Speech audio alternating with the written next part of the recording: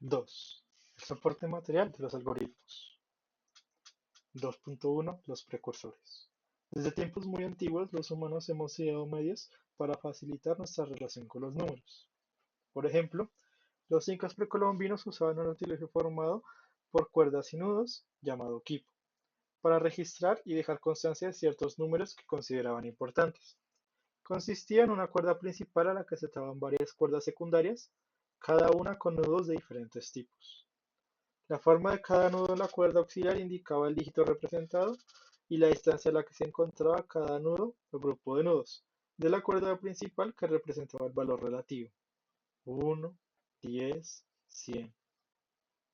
De esta forma, un solo equipo almacenaba varios números de varias cifras cada uno. Los quipus también se usaron en China hacia el 3000 a.C. y en la India hacia 1900 a.C. La primera máquina de calcular conocida es el ábaco. Surgido en la civilización babilónica hacia el 2400 a.C., también se usó extensamente en China, en Japón y en el Imperio Romano.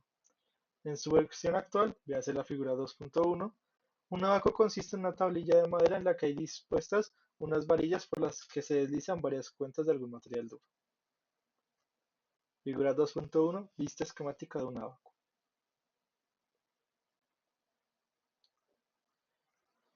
Cada varilla representa un dígito de 0 a 9 y su valor está registrado en el número de cuentas marcadas. Es habitual que haya una o dos cuentas que representan cada una 5 unidades y 4 o 5 cuentas que representan cada una unidad. De ese modo, marcar un dígito entre 0 y 9 es menos laborioso que si hubiera 9 o 10 cuentas, como sucedía en otras versiones más antiguas. La palabra abaco proviene del latín abacus, palabra tomada a su vez del genitivo abacus de la palabra griega abax, que significa tabla de calcular. Los primeros abacos eran unos simples surcos en la arena por los que se deslizaban unos guijarros.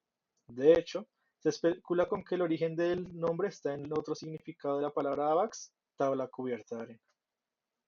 En cualquier caso, los abacos fueron en Europa la única ayuda mecánica para el cálculo hasta fechas tan tardías como el siglo XVII. El otro modo de realizar operaciones aritméticas era precisamente el algoritmo del que hemos hablado en el capítulo 1.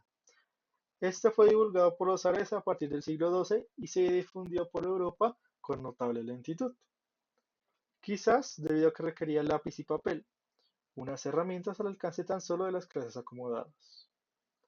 Los abacos requerían habilidad a la vez mental y manual.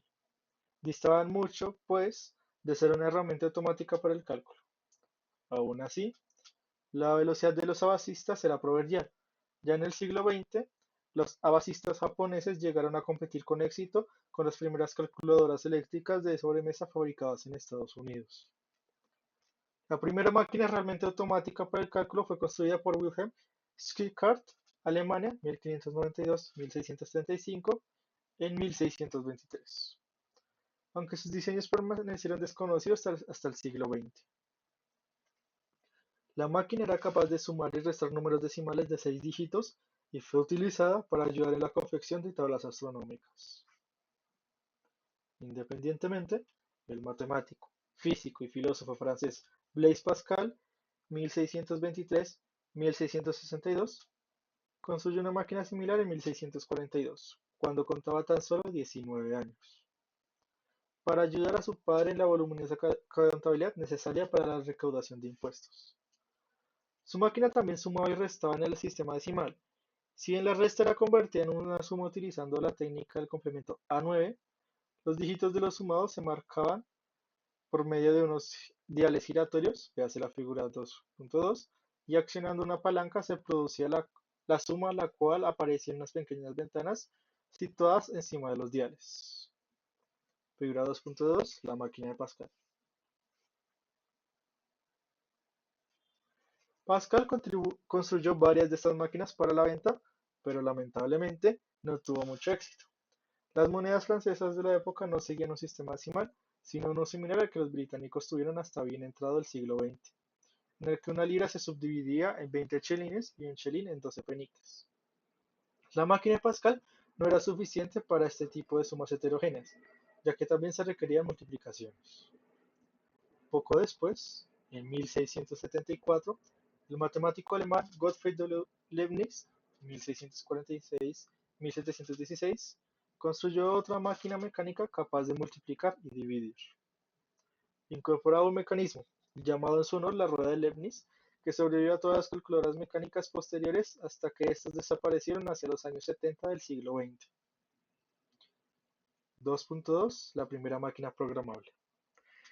El siglo XIX comienza con la primera de las invenciones que tienen ya una influencia directa en la gestación de nuestros computadores actuales. Se trata del telar del ingeniero francés Joseph-Marie Jacquard (1752-1834), dado a conocer públicamente en 1800. Véase la figura 2.3. Figura 2.3, el telar de Jacquard.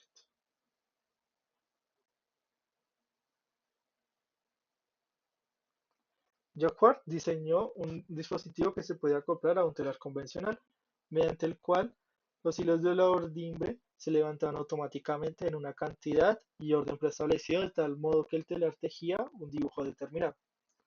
El dibujo se podía repetir en diferentes colores sin más que cambiar las bobinas de hilos y repetir el proceso. El dibujo no era fijo.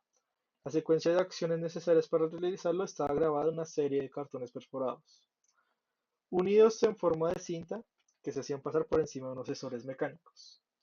La presencia de un orificio en el cartón hacía que un vástago metálico se levantara, y ello provocaba que ciertos hilos de la ordimbre se levantaran a su vez.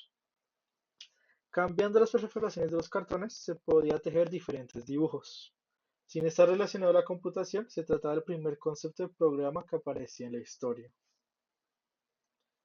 El nuevo telar permitía ahorrar mucha mano de obra y abaratar la confección, además de posibilitar la reutilización del esfuerzo de diseño del dibujo, el cual quedaba grabado en los orificios de los cartones.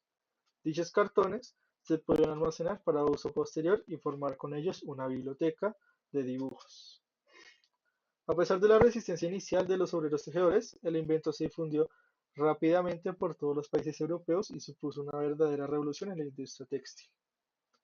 Nuestro siguiente inventor, el matemático Charles Babbage (1791-1871), pertenecía a la clase media alta inglesa, era un hombre cultivado y se relacionaba con lo mejor de la actualidad de su época.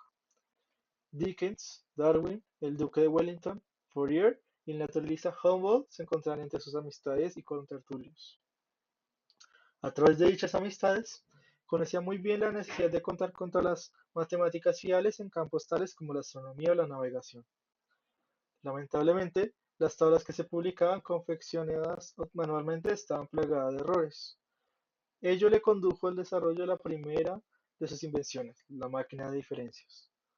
Sus fundamentos matemáticos se explican a continuación. Era conocido en su época que toda función continua se puede aproximar en un cierto intervalo mediante un polinomio. Cuanto mayor es el grado del polinomio y menor es el intervalo, tanto más exacta es la aproximación.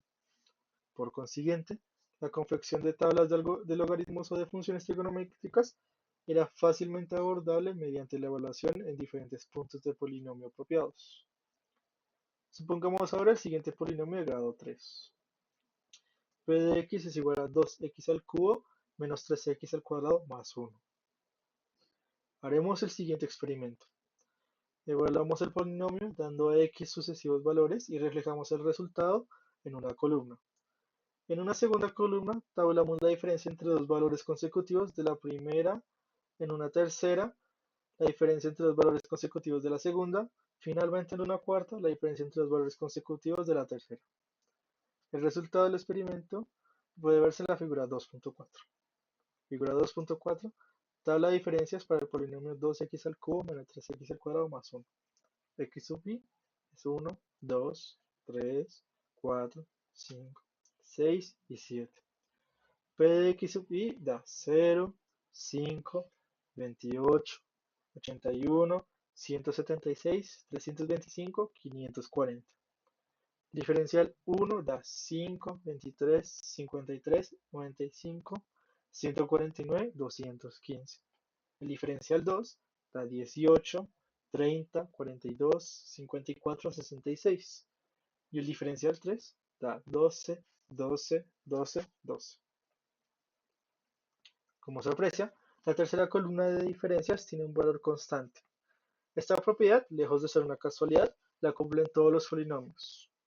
Si n es el grado del polinomio, la enésima columna de diferencias resulta ser constante.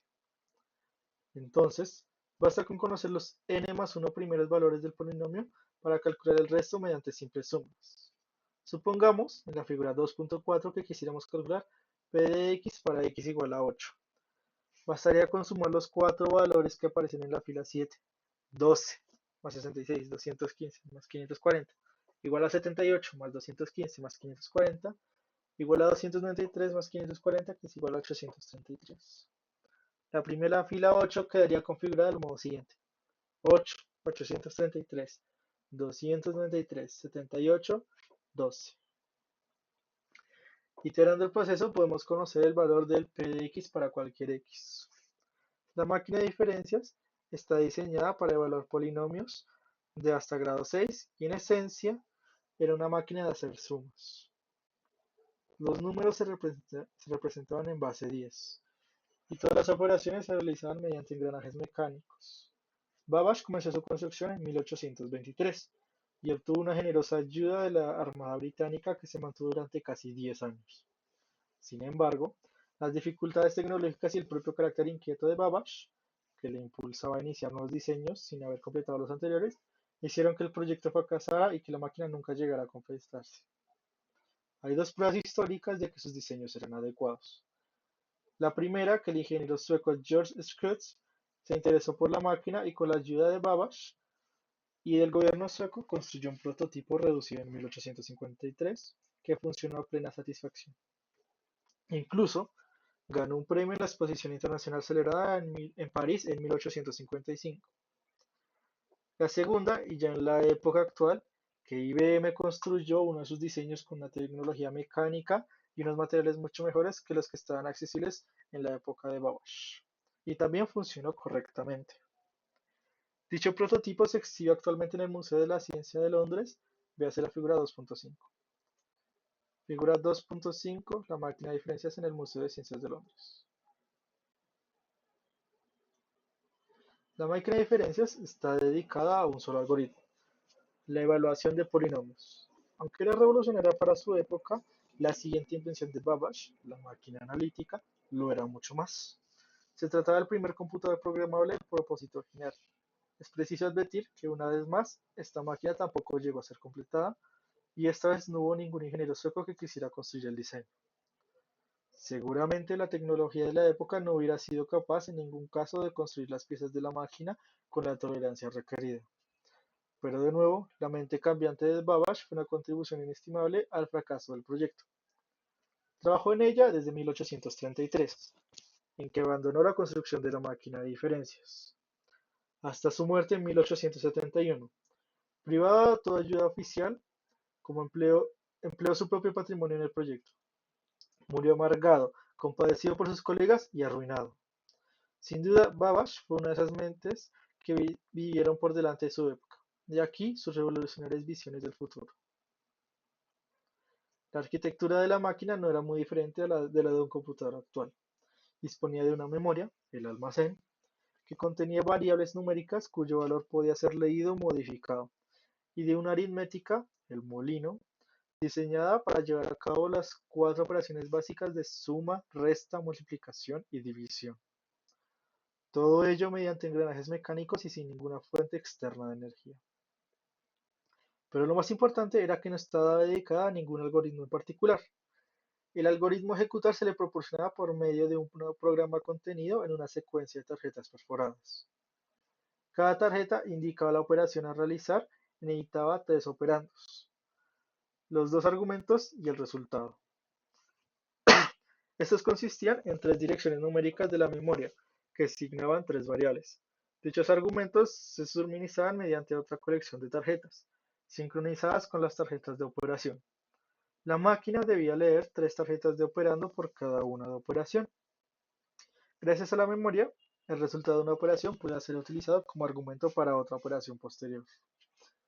De esta forma, encadenando operaciones a través de resultados intermedios, se podía definir cualquier algoritmo. Había nacido la primera máquina programable. Babbage reconoce que se inspiró en el telar de Jacquard, haciendo la siguiente comparación. Las tarjetas con las que se programa el telar determinan el dibujo a realizar, es decir, cómo han de tejerse los hilos. Del mismo modo, sus tarjetas de operación determinaban el cálculo o algoritmo a realizar. El operario del telar podía cambiar el color de los hilos de tal forma que éste realizara el mismo dibujo, pero utilizando otros colores. Del mismo modo, cambiando las tarjetas de operando, su máquina podía llevar a cabo los mismos cálculos, pero con datos diferentes. Para diseñar los algoritmos, contó con la colaboración de Ada Augusta, condesa de Lovelace e hija del poeta Lord Byron. Se trataba, al igual que Babbage, de una mujer adelantada a su tiempo, inteligente e independiente. Se interesó por las matemáticas desde muy joven y encontró en el trabajo de Babbage un terreno en el que desarrollar sus inquietudes. Ha habido cuenta de que la sociedad le cerraba otras puertas debido a su condición de mujer. Sus escritos son de una lucidez extraordinaria, planteándose problemas que los programadores de los primeros ordenadores electrónicos tardaron bastante tiempo en hacer frente. Por ejemplo, se preocupaba por encontrar un algoritmo que necesitara el menor número de pasos posibles, es decir, reconocía la importancia de la eficiencia, aun cuando no tuvo oportunidad de ejecutar uno solo de sus algoritmos.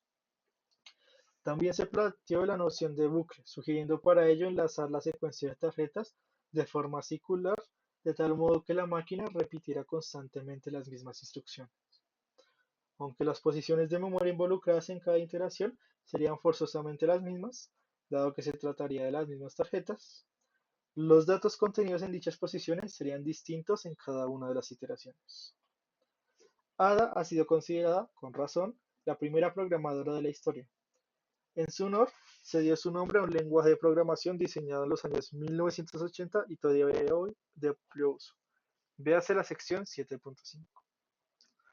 El siglo XIX termina con otra invención, también relacionada con el telar de Jacquard, que va a sentar directamente las bases de la industria de la computación y que quizás explica el liderazgo norteamericano en esta área. El siguiente relato comienza en 1890, es decir, cuando todavía quedaban 60 años para la aparición de los computadores como producto comercial. La Oficina del Censo de los Estados Unidos realizaba un censo de la población cada 10 años, sobre el cual necesitaba calcular estadísticas de todo tipo. Se tabulaban características tales como el número de hijos, la lengua materna, el nivel de estudios, etc. Sobre una población a censar que superaba los 60 millones de personas. Llevar a cabo esta tarea manualmente suponía millones de horas de trabajo.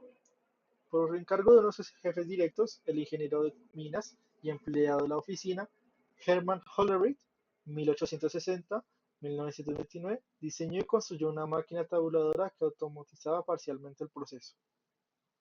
Esta consistía en una perforadora manual de tarjetas con la que se registraban las características de la persona a censar, y una lectora clasificadora que permitía clasificar las tarjetas según una característica dada. La lectura de la tarjeta era automática, pero la clasificación era parcialmente manual. Al leerse la tarjeta, se abría automáticamente un casillero de un conjunto de 24 donde el operador debía depositar la tarjeta en cuestión. Las tarjetas ya clasificadas podían ser contadas automáticamente por la máquina. Hollerith patentó el invento en 1889. Fundó su propia empresa, llamada Tabulating Machine Company, y suministró decenas de máquinas a la oficina del censo, que las empleó con éxito en el censo de 1890.